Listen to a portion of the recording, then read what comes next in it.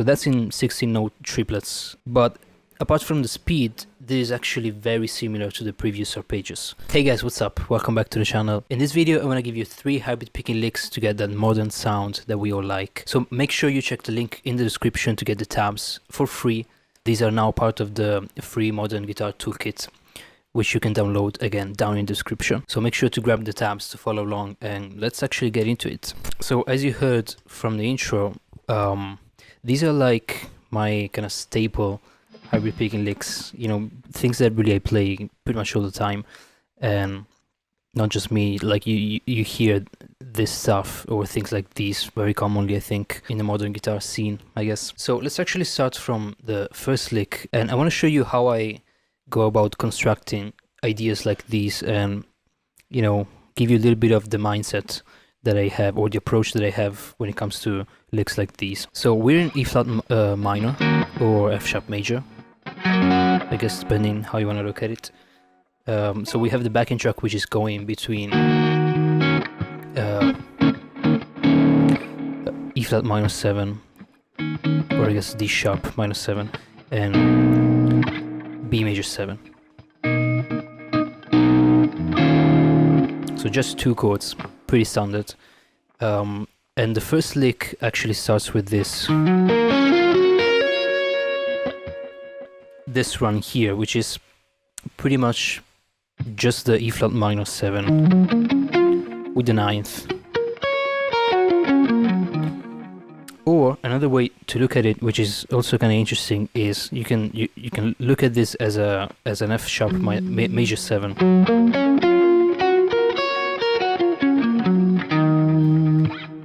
Starting from the E flat, so I guess from the 6. So it really depends how you look at, you know, minor versus major. They're really very much connected, I think.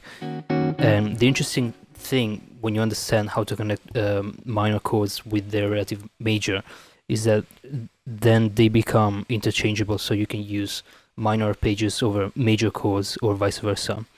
Major arpeggios, like in this case, on minor chords. So the other important thing when it comes to hybrid picking, I think, is the pattern that you choose with your right hand, right? That's the important part, obviously. So I try to build actually licks that facilitate, in a way, the use of hybrid picking. So I always kind of have that in mind as far as, you know, what fingers to use for the right hand, where to place the pick and where to, you know, pluck the other strings.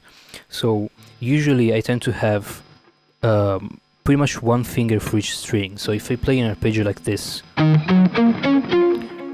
in which I have you know, 2 notes on one string, then 1 on the next string, and then 2 notes again, so kind of a 2-1-2 approach.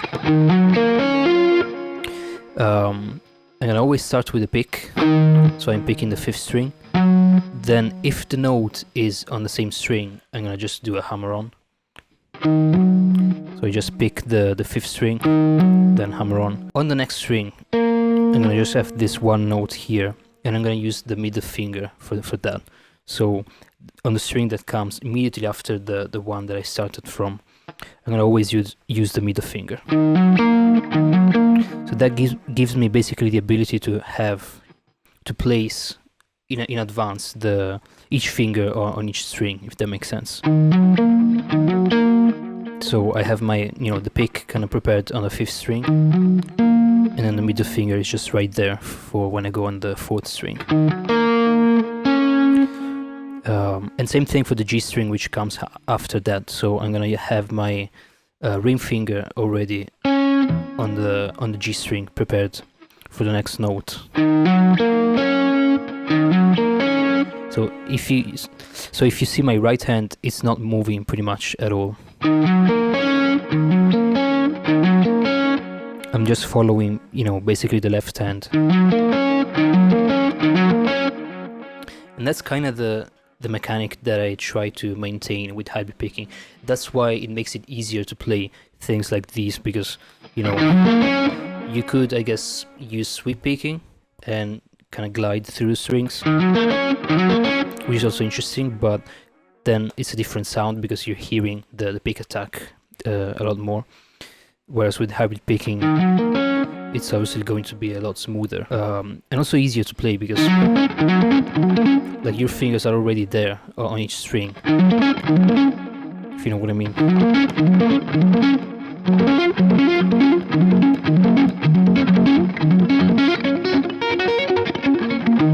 So you can, I feel like you can achieve faster speeds with hybrid picking, at least for me. I guess, I don't know, maybe it's just that I've been spending more time with hybrid picking than with, you know, just picking, probably, I don't know. Really the important thing with these licks is to get the pattern right with the right hand, so make sure you can, maybe, you know, you can start with just these, you know, the first 4 notes.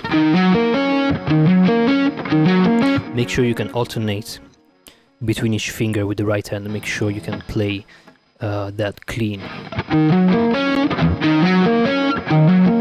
You don't want to hear things like, or like string noise, or, you know, notes overlapping together. So make sure you can hear basically each note as clean as possible.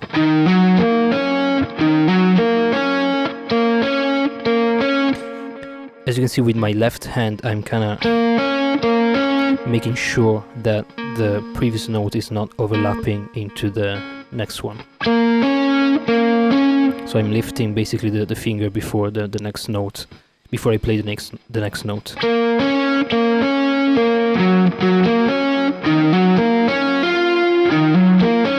So you're kind of aiming for that sort of synth-like type of sound, which is really cool, I think, to get on the guitar. So as we continue with the lick, basically moving to the next part and basically maintaining the same right hand pattern. So for each string I'm gonna have a different finger already prepared. So for the B and E string I'm gonna use middle finger and ring finger. So that's the ascending part. For the descending part, this is something that I do for pretty much every hybrid picking lick that I play, since it's kind of awkward to descend, or I guess, yeah, descend with hybrid picking. You don't want to, like, there's really not a way you can do descending parts with hybrid picking, because, like, if you think about it, you're just always going up with the right hand. It's always like pick, middle, a ring finger. It would be very awkward to do like ring finger, middle, and pick kind of backwards. If that makes sense. So what I usually do instead is I keep alternating between pick and middle finger. So I play things like, you know, basically kind of going up and down in a way like that.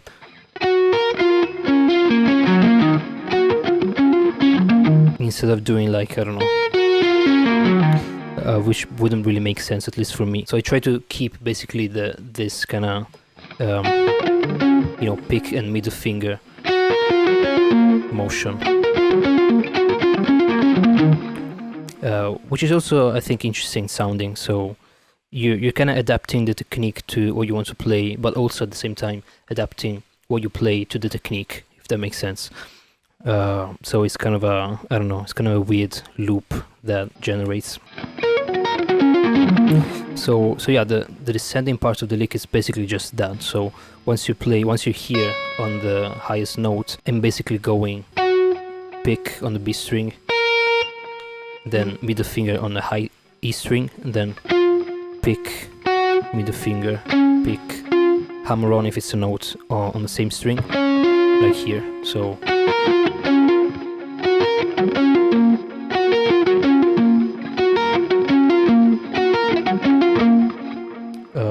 that's it really. Then you have this slide, you know, to the ninth. So this is really, I guess, a staple at this point in my, you know, repertoire of hybrid picking licks. It's like a structure, a skeleton that basically you can use for so many other arpeggios and so many other, you know, shapes, you know, for different contexts as well. So yeah, feel free to experiment with that and make sure you try to adapt that to different arpeggios, you know. can literally take the same pattern and move it to different scales or different arpeggios and achieve interesting results.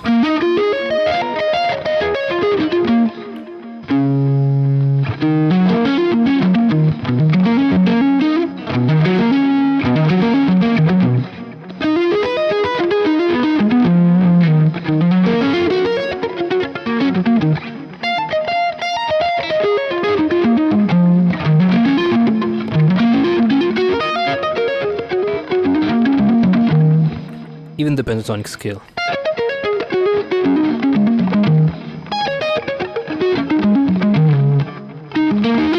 It's always the same pattern with the right hand, so that's like 80% or 90% of what I play on the guitar. Yeah, so that's lick number 1. The second one is very similar on the B major 7.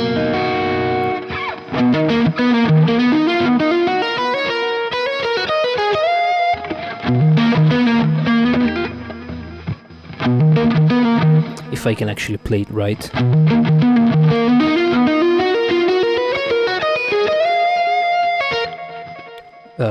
So yeah, we're starting literally, playing the arpeggio.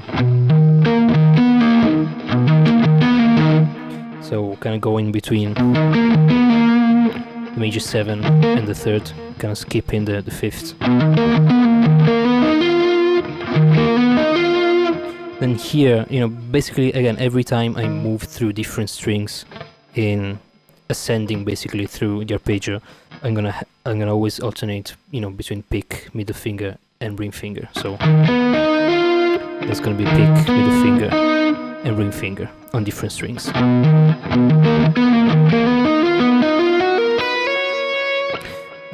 And then from here,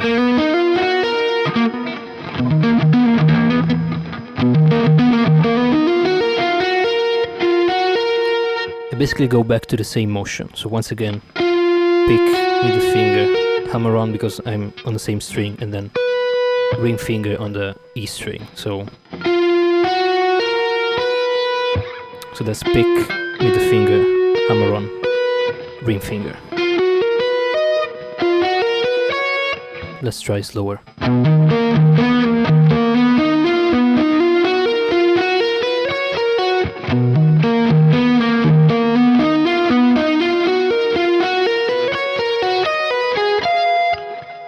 And then at the end I'm just doing this kind of, diatonic run with triads.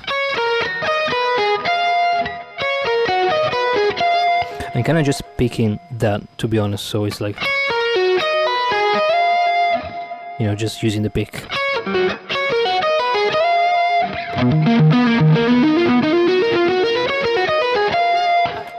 The other kind of interesting thing that I think you could kind of steal is the use of the sharp 4.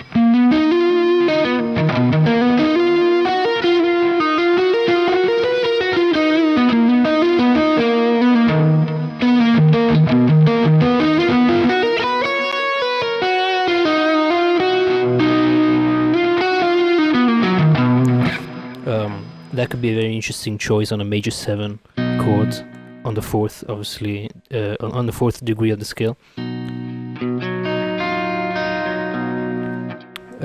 So that's interesting, but that's pretty much it as far as idea. It's really just based off of the major 7 arpeggio, and that's actually the other thing which is kind of cool about hybrid picking. It makes it very easy to play arpeggios like these across multiple strings. This would be, I think, very challenging if you would play that just with a pick. Like, it's totally possible, and if you're looking for that sound, go for it. But it's cool to have, different articulations for each string, and it's like, I think it also makes it easier to play at the same time. But that was the second lick. The third one is probably the more challenging.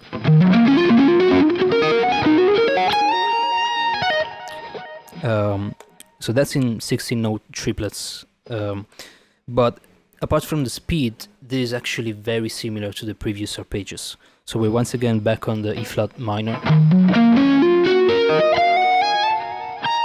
and the principle is gonna stay the same as the previous licks. So pick, hammer on, middle finger, and ring finger. So I'm always placing you know, pick, middle and ring finger on different strings. This time instead, I guess the interesting thing is that I'm using the pick a bit more, I guess. So for instance,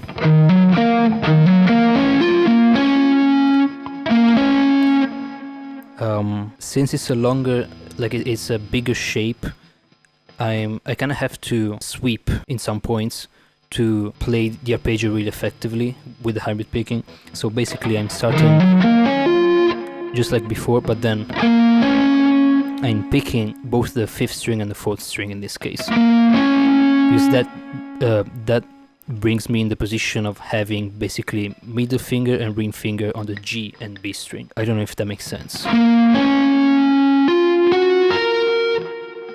But basically I'm trying to maintain the same idea as before, having pick, middle and ring finger on different strings. So now that I have my pick on the 4th string, I can use the middle finger for the G string and then the ring finger for the B string.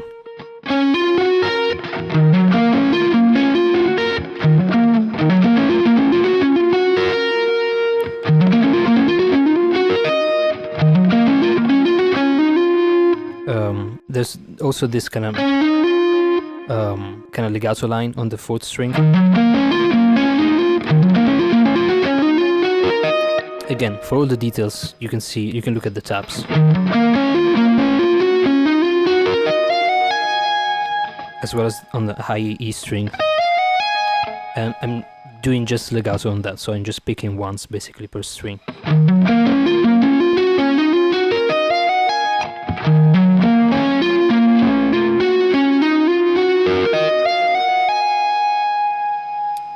So that's the first half.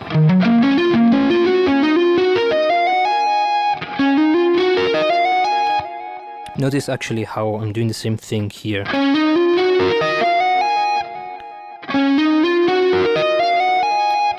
The second half is actually very similar. It's actually the exact same pattern once again with the right hand. I'm just changing basically notes with the left hand. So I'm picking the D string and then I'm picking once again the G string so that I can hybrid pick with the middle finger the B string and then with the ring finger the E string.